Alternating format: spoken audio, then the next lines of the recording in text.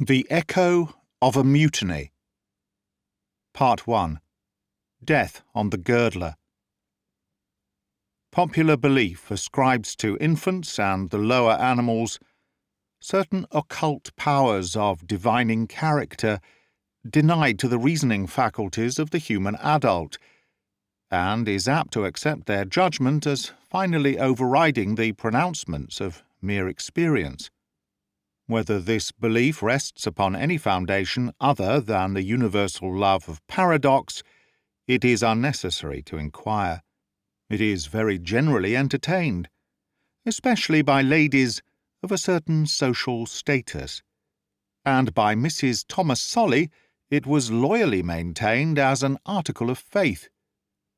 Yes, she moralized, it's surprising how they know, the little children and the dumb animals, but they do.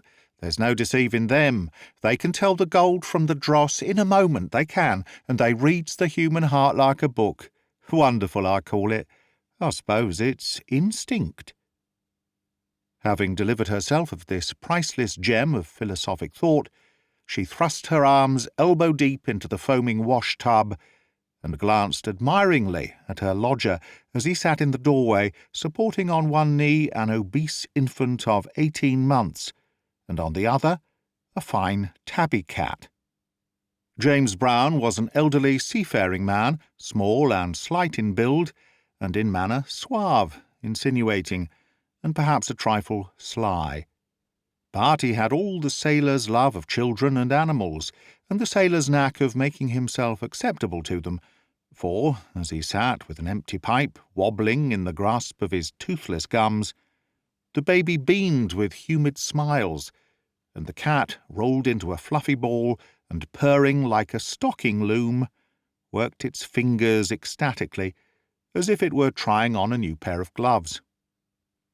"It must be mortal lonely out at the lighthouse," Mrs. Solly resumed. "Only 3 men, and never a neighbour to speak to, and, Lord, what a muddle they must be in with no woman to look after them and keep 'em tidy. But you won't be overworked, Mr. Brown, in these long days.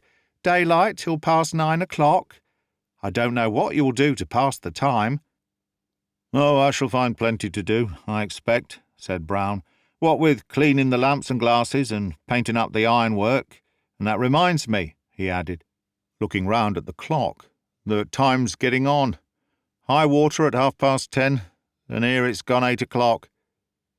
Mrs. Solly, acting on the hint, began rapidly to fish out the washed garments and wring them out into the form of short ropes. Then, having dried her hands on her apron, she relieved Brown of the protesting baby. "Your room will be ready for you, Mr. Brown," said she, "when your turn comes for a spell ashore, and main glad me and Tom will be to see you back." "Thank you, Mrs. Solly, ma'am," answered Brown, tenderly placing the cat on the floor. "You won't be more glad than what I will." He shook hands warmly with his landlady, kissed the baby, chucked the cat under the chin, and, picking up his little chest by its becket, swung it onto his shoulder and strode out of the cottage. His way lay across the marshes, and, like the ships in the offing, he shaped his course by the twin towers of Reculver that stood up grotesquely on the rim of the land. And as he trod the springy turf, Tom Solly's fleecy charges looked up at him with vacant stares and valedictory bleatings. Once, at a dyke gate, he paused to look back at the fair Kentish landscape, at the grey tower of St. Nicholas and Wade, peeping above the trees, and the faraway mill at Sarr, whirling slowly in the summer breeze. And above all, at the solitary cottage where, for a brief spell in his stormy life, he had known the homely joys of domesticity and peace. Well, that was over for the present, and the lighthouse loomed ahead. With a half-sigh he passed through the gate and walked on towards Reculver.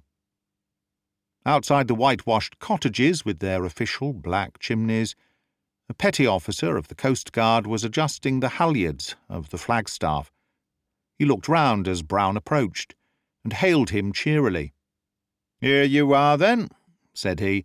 "All picked out in your new togs too, but we're in a bit of a difficulty, d'ye see? We've got to pull up to Whitstable this morning, so I can't send a man out with you, and I can't spare a boat." "Have I got to swim out, then?" asked Brown. The coastguard grinned. "Not in them new clothes, mate," he answered. "No, but there's old Willet's boat. He isn't using her today.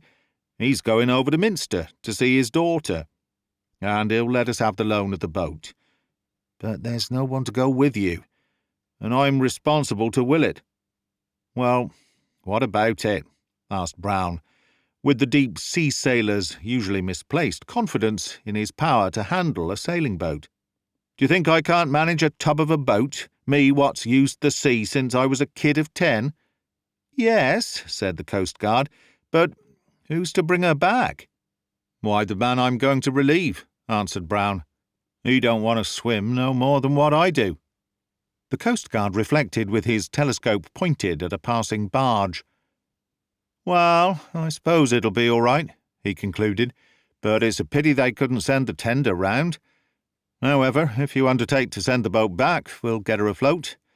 It's time you were off." He strolled away to the back of the cottages, whence he presently returned with 2 of his mates, and the 4 men proceeded along the shore to where Willet's boat lay just above the high water mark. The Emily was a beamy craft, of the type locally known as a half-share skiff, solidly built of oak, with varnished planking, and fitted with main and mizzen lugs. She was a good handful for 4 men, and as she slid over the soft chalk rocks with a hollow rumble, the coastguards debated the advisability of lifting out the bags of shingle with which she was ballasted. However, she was at length dragged down, ballast and all, to the water's edge, and then, while Brown stepped the mainmast, the petty officer gave him his directions. "What you've got to do," said he, "is to make use of the flood tide. Keep her nose nor'-east, and with this trickling nor'-westerly breeze you ought to make the lighthouse in one board. Anyhow, don't let her get east of the lighthouse, or, when the ebb sets in, you'll be in a fix." To these admonitions Brown listened with jaunty indifference, as he hoisted the sails and watched the incoming tide creep over the level shore. Then the boat lifted on the gentle swell.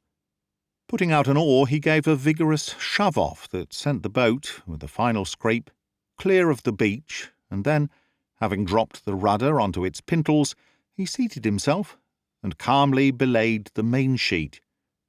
"There he goes," growled the coastguard, "making fast his sheet. They will do it." He invariably did it himself, and that's how accidents happen.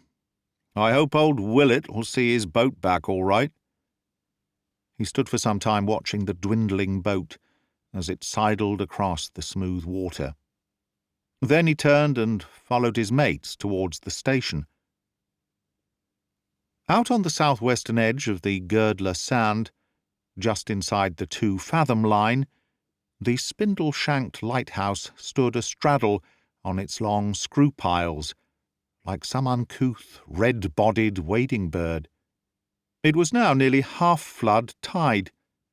The highest shoals were long since covered, and the lighthouse rose above the smooth sea, as solitary as a slaver becalmed in the middle passage. On the gallery outside the lantern were 2 men, the entire staff of the building, of whom one sat huddled in a chair, with his left leg propped up with pillows on another, while his companion rested a telescope on the rail and peered at the faint grey line of the distant land and the 2 tiny points that marked the twin spires of Reculver. "I don't see any signs of the boat, Harry," said he. The other groaned. "I shall lose the tide," he complained, "and then there's another day gone." "They can pull you down to Birchington and put you in the train," said the first man. "I don't want no trains," growled the invalid. "The boat will be bad enough. I suppose there's nothing coming our way, Tom?" Tom turned his face eastward and shaded his eyes. "There's a brig coming across the tide from the north," he said. "Looks like a collier." He pointed his telescope at the approaching vessel, and added, "She's got 2 new cloths in her upper fore topsail, one on each leech." The other man sat up eagerly. "What's her trysail like, Tom?" he asked. "Can't see it," replied Tom. "Yes, I can now. It's tanned.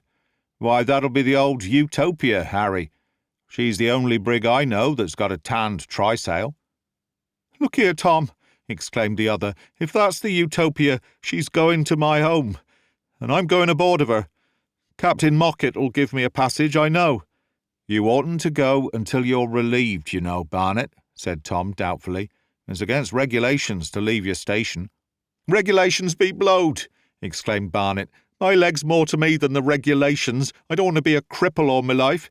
Besides, I'm no good here, and this new chap, Brown, will be coming out presently. You run up the signal, Tom, like a good comrade, and hail the brig." "Well, it's your lookout," said Tom. "And I don't mind saying that if I was in your place, I should cut off home and see a doctor, if I got the chance." He sauntered off to the flag locker and, selecting the 2 code flags, deliberately toggled them onto the halyards. Then, as the brig swept up within range, he hoisted the little balls of bunting to the flagstaff head and jerked the halyards, when the 2 flags blew out, making the signal, "Need assistance." Promptly, a coal-soiled answering pennant soared to the brig's main truck. Less promptly, the collier went about and, turning her nose downstream, slowly drifted stern forwards towards the lighthouse. Then a boat slid out through her gangway, and a couple of men plied the oars vigorously. "Lighthouse ahoy!" roared one of them, as the boat came within hail. "What's amiss?" "Harry Barnet has broke his leg," shouted the lighthouse-keeper, "and he wants to know if Captain Mockett will give him a passage to Whitstable." The boat turned back to the brig, and after a brief and bellowed consultation, once more pulled towards the lighthouse. "Skipper says yes," roared the sailor when he was within earshot. "And he says look alive, 'cause he don't want to miss his tide." The injured man heaved a sigh of relief. "That's good news," said he. "Though how the blazes I'm going to get down the ladder is more than I can tell. What do you say, Jeffries?" "I say you'd better let me lower you with the tackle," replied Jeffries. "You can sit in the bight of a rope, and I'll give you a line to steady yourself with."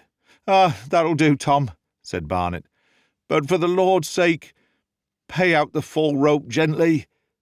The arrangements were made so quickly that by the time the boat was fast alongside, everything was in readiness, and a minute later the injured man, dangling like a gigantic spider from the end of the tackle, slowly descended, cursing volubly to the accompaniment of the creaking of the blocks. His chest and kit-bag followed, and, as soon as these were unhooked from the tackle, the boat pulled off to the brig, which was now slowly creeping stern foremost past the lighthouse. The sick man was hoisted up the side, his chest handed up after him, and then the brig was put on her course due south, across the Kentish flats. Jeffries stood on the gallery watching the receding vessel, and listening to the voices of her crew as they grew small and weak in the increasing distance. Now that his gruff companion was gone, a strange loneliness had fallen on the lighthouse. The last of the homeward-bound ships had long since passed up the Prince's Channel and left the calm sea desolate and blank. The distant buoys, showing as tiny black dots on the glassy surface, and the spindly shapes of the beacons which stood up from invisible shoals, but emphasized the solitude of the empty sea, and the tolling of the bell-buoy on the shivering sand, stealing faintly down the wind, sounded weird and mournful. The day's work was already done.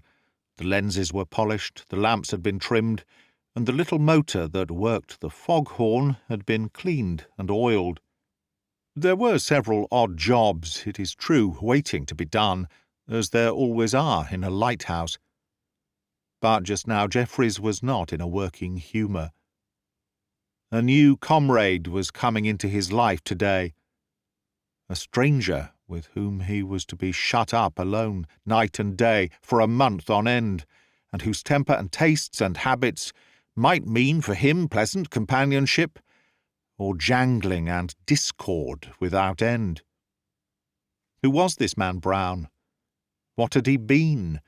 And what was he like? These were questions that passed naturally enough through the lighthouse-keeper's mind, and distracted him from his usual thoughts and occupations. Presently, a speck on the landward horizon caught his eye. He snatched up the telescope eagerly to inspect it. Yes, it was a boat, but not the coastguard's cutter for which he was looking. Evidently a fisherman's boat, and with only one man in it. He laid down the telescope with a sigh of disappointment and, filling his pipe, leaned on the rail with a dreamy eye bent on the faint grey line of the land. 3 long years had he spent in this dreary solitude, so repugnant to his active, restless nature. 3 blank, interminable years, with nothing to look back on but the endless succession of summer calms, stormy nights, and the chilly fogs of winter, when the unseen steamers hooted from the void, and the foghorn bellowed its hoarse warning. Why had he come to this God-forsaken spot, and why did he stay, when the wide world called to him? And then memory painted him a picture on which his mind's eye had often looked before, and which once again rose before him, shutting out the vision of the calm sea and the distant land. It was a brightly coloured picture. It showed a cloudless sky brooding over the deep blue tropic sea, and in the middle of the picture, see-sawing gently on the quiet swell, a white-painted bark. Her sails were clewed up untidily, her swinging yards jerked at the slack braces, and her untended wheel revolved to and fro to the oscillations of the rudder. She was not a derelict, for more than a dozen men were on her deck. But the men were all drunk, and mostly asleep, and there was never an officer among them. Then he saw the interior of one of her cabins. The chart rack, the telltale compass, and the chronometers marked it as the captain's cabin. In it were 4 men, and 2 of them lay dead on the deck. Of the other 2, one was a small, cunning-faced man who was, at the moment, kneeling beside one of the corpses to wipe a knife upon its coat. The 4th man was himself. Again he saw the 2 murderers stealing off in a quarter-boat, as the bark, with her drunken crew, drifted towards the spouting surf of a river bar. He saw the ship melt away in the surf like an icicle in the sunshine. And later, 2 shipwrecked mariners picked up in an open boat and set ashore at an American port. That was why he was here. Because he was a murderer. The other scoundrel, Amos Todd, had turned Queen's evidence and denounced him, and he had barely managed to escape. Since then he had hidden himself from the great world, and here he must continue to hide, not from the law, for his person was unknown now that his shipmates were dead, but from the partner of his crime. It was the fear of Todd that had changed him from Geoffrey Rourke to Tom Jeffries, and had sent him to the girdler, a prisoner for life. Todd might die, might even now be dead, but he would never hear of it, would never hear the news of his release. He roused himself and once more pointed his telescope at the distant boat. She was considerably nearer now, and seemed to be heading out towards the lighthouse. Perhaps the man in her was bringing a message. At any rate, there was no sign of the coastguard's cutter. He went in, and, betaking himself to the kitchen, busied himself with a few simple preparations for dinner. But there was nothing to cook, for there remained the cold meat from yesterday's cooking, which he would make sufficient, with some biscuit in place of potatoes. He felt restless and unstrung. The solitude irked him, and the everlasting wash of the water among the piles jarred on his nerves. When he went out again into the gallery, the ebb tide had set in strongly, and the boat was little more than a mile distant. And now, through the glass, he could see that the man in her wore the uniform cap of the Trinity House. Then the man must be his future comrade, Brown. But this was very extraordinary. What were they to do with the boat?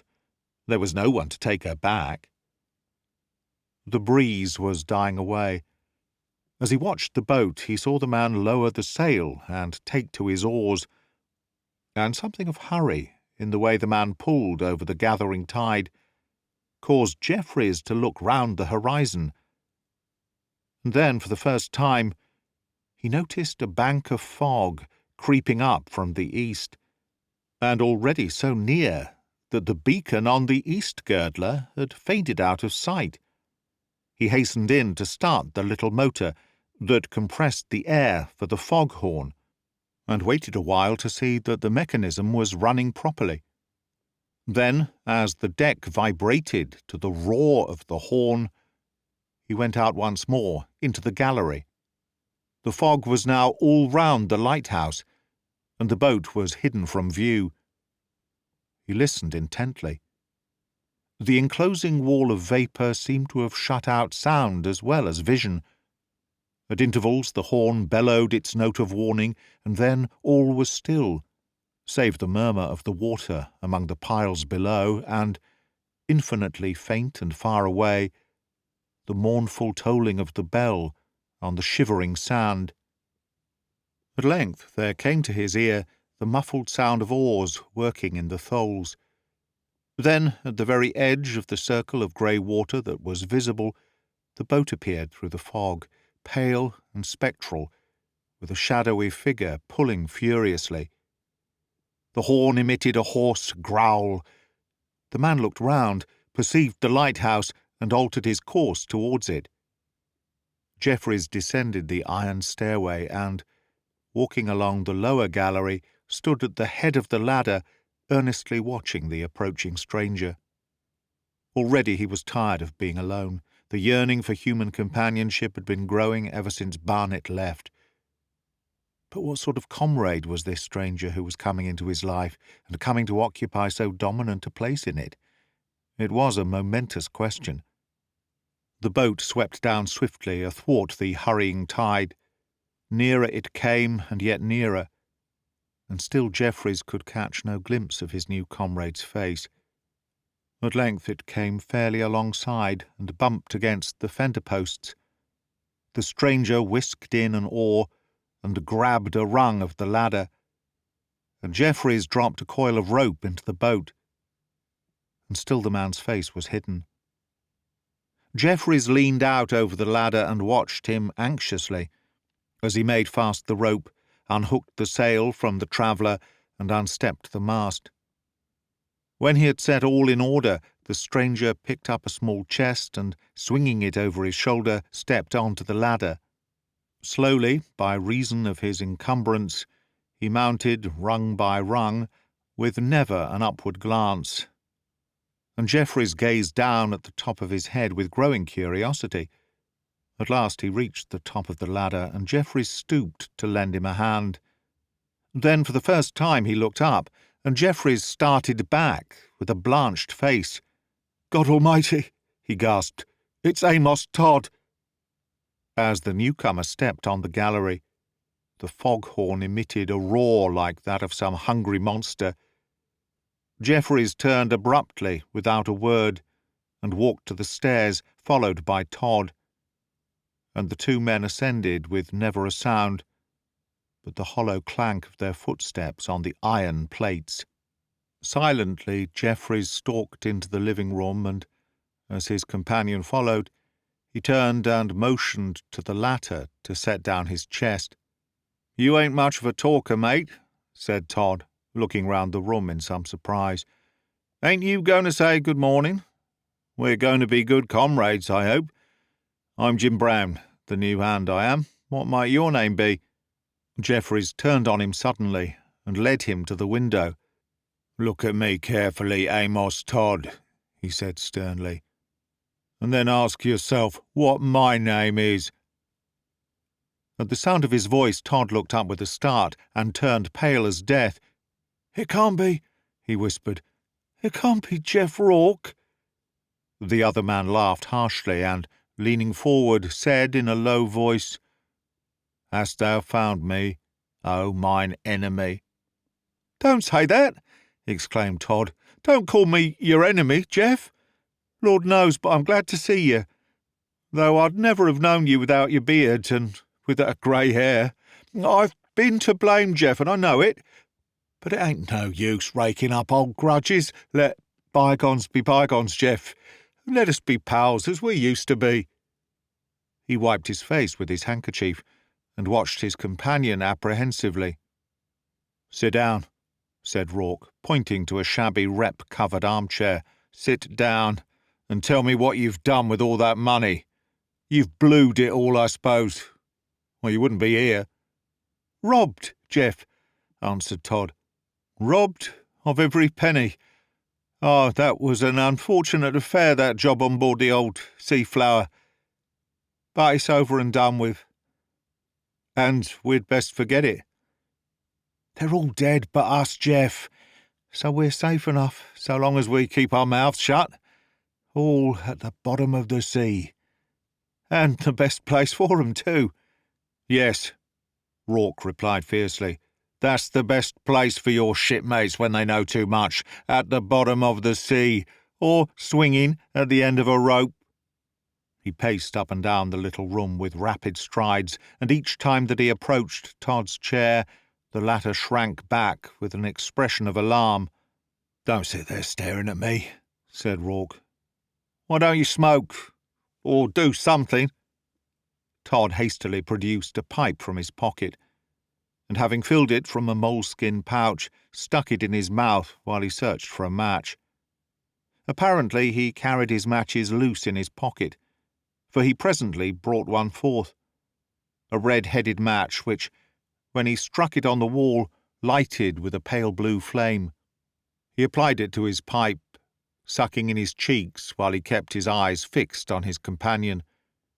Rourke, meanwhile, halted in his walk to cut some shavings from a cake of hard tobacco with a large clasp knife, and as he stood he gazed with frowning abstraction at Todd. "This pipe's stopped," said the latter, sucking ineffectually at the mouthpiece. "Have you got such a thing as a piece of wire, Jeff?" "No, I haven't," replied Rourke. "Not up here. I'll get a bit from the store presently. Here, take this pipe till you can clean your own. I've got another in the rack there." The sailor's natural hospitality overcoming for the moment his animosity, he thrust the pipe that he had just filled towards Todd, who took it with a mumbled "Thank you," and an anxious eye on the open knife. On the wall beside the chair was a roughly carved pipe rack containing several pipes, one of which Rourke lifted out, and as he leaned over the chair to reach it, Todd's face went several shades paler. "Well, Jeff," he said after a pause, while Rourke cut a fresh fill of tobacco, "are we going to be pals, same as what we used to be?" Rourke's animosity lighted up afresh. "Am I going to be pals with the man who tried to swear away my life?" he said sternly, and after a pause he added, "That wants thinking about, that does. And meantime I must go and look at the engine." When Rourke had gone, the new hand sat, with the two pipes in his hands, reflecting deeply. Abstractedly he stuck the fresh pipe into his mouth and, dropping the stopped one into the rack, felt for a match. Still, with an air of abstraction, he lit the pipe and, having smoked for a minute or two, rose from the chair and began softly to creep across the room, looking about him and listening intently. At the door he paused to look out into the fog, and then, having again listened attentively, he stepped on tiptoe out onto the gallery and along towards the stairway. Of a sudden, the voice of Rourke brought him up with a start. "Hello, Todd, where are you off to?" "I'm just going down to make the boat secure," was the reply. "Never you mind about the boat," said Rourke. "I'll see to her." "Righto, Jeff," said Todd, still edging towards the stairway.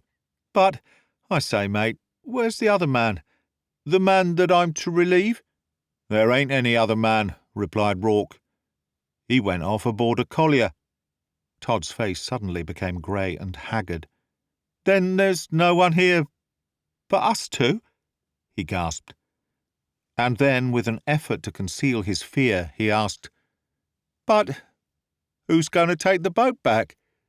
"We'll see about that presently," replied Rourke. "You get along in, and unpack your chest." He came out on the gallery as he spoke, with a lowering frown on his face.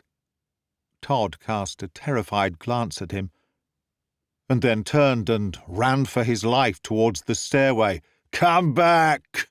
roared Rourke, springing forward along the gallery. But Todd's feet were already clattering down the iron steps. By the time Rourke reached the head of the stairs, the fugitive was near the bottom. But here, in his haste, he stumbled, barely saving himself by the handrail, and when he recovered his balance, Rourke was upon him. Todd darted to the head of the ladder, but, as he grasped the stanchion, his pursuer seized him by the collar. In a moment he had turned with his hand under his coat. There was a quick blow, a loud curse from Rourke, an answering yell from Todd, and a knife fell spinning through the air and dropped into the forepeak of the boat below. "You murderous little devil," said Rourke in an ominously quiet voice, with his bleeding hand gripping his captive by the throat. "Handy with your knife, as ever, eh? So you were off to give information, were you?" "No, I wasn't, Jeff," replied Todd in a choking voice. "I wasn't, s'help me God. Let go, Jeff. I didn't mean no harm. I was only—" With a sudden wrench he freed one hand and struck out frantically at his captor's face. But Rourke warded off the blow and, grasping the other wrist, gave a violent push and let go. Todd staggered backward a few paces along the staging, bringing up at the extreme edge, and here, for a sensible time, he stood with wide-open mouth and staring eyeballs, swaying and clutching wildly at the air. Then, with a shrill scream, he toppled backwards and fell, striking a pile in his descent and rebounding into the water. In spite of the audible thump of his head on the pile, he was not stunned, for when he rose to the surface he struck out vigorously, uttering short, stifled cries for help. Rourke watched him with set teeth and quickened breath, but made no move. Smaller and still smaller grew the head, with its little circle of ripples, swept away on the swift ebb tide, and fainter the bubbling cries that came across the smooth water. At length, as the small black spot began to fade in the fog, the drowning man, with a final effort, raised his head clear of the surface and sent a last despairing shriek towards the lighthouse. The foghorn sent back an answering bellow. The head sank below the surface and was seen no more, and in the dreadful stillness that settled down upon the sea, there sounded faint and far away the muffled tolling of a bell. Rourke stood for some minutes immovable, wrapped in thought. Presently the distant hoot of a steamer's whistle aroused him. The ebb-tide shipping was beginning to come down, and the fog might lift at any moment. And there was the boat, still alongside, She must be disposed of at once. No one had seen her arrive, and no one must see her made fast to the lighthouse. Once get rid of the boat, and all traces of Todd's visit would be destroyed. He ran down the ladder and stepped into the boat. It was perfectly simple. She was heavily ballasted and would go down like a stone if she filled. He shifted some of the bags of shingle, and lifting the bottom boards, pulled out the plug. Instantly a large jet of water spouted up into the bottom. Rourke looked at it critically and, deciding that it would fill her in a few minutes, replaced the bottom boards, and having secured the mast and sail with a few turns of the sheet round a thwart to prevent them from floating away, he cast off the mooring rope and stepped on the ladder. As the released boat began to move away on the tide, he ran up and mounted to the upper gallery to watch her disappearance. Suddenly he remembered Todd's chest. It was still in the room below. With a hurried glance around into the fog, he ran down to the room and, snatching up the chest, carried it out on the lower gallery. After another nervous glance around to ensure himself that no craft was in sight, he heaved the chest over the handrail, and when it fell with a loud splash into the sea, he waited to watch it float away after its owner and the sunken boat. But it never rose, and presently he returned to the upper gallery. The fog was thinning perceptibly now, and the boat remained plainly visible as she drifted away. But she sank more slowly than he had expected, and presently, as she drifted farther away, he fetched the telescope and peered at her with growing anxiety. It would be unfortunate if anyone saw her. If she should be picked up here, with her plug out, it would be disastrous. He was beginning to be really alarmed. Through the glass he could see that the boat was now rolling in a sluggish, waterlogged fashion, but she still showed some inches of freeboard, and the fog was thinning every moment. Presently the blast of a steamer's whistle sounded close at hand. He looked round hurriedly, and, seeing nothing, again pointed the telescope eagerly at the dwindling boat. Suddenly he gave a gasp of relief. The boat had rolled gunwale under, had staggered back for a moment, and then rolled again, slowly, finally, with the water pouring in over the submerged gunwale. In a few more seconds she had vanished. Rourke lowered the telescope and took a deep breath. Now he was safe. The boat had sunk unseen. But he was better than safe. He was free. His evil spirit, the standing menace of his life, was gone. And the wide world, the world of life, of action, of pleasure, called to him.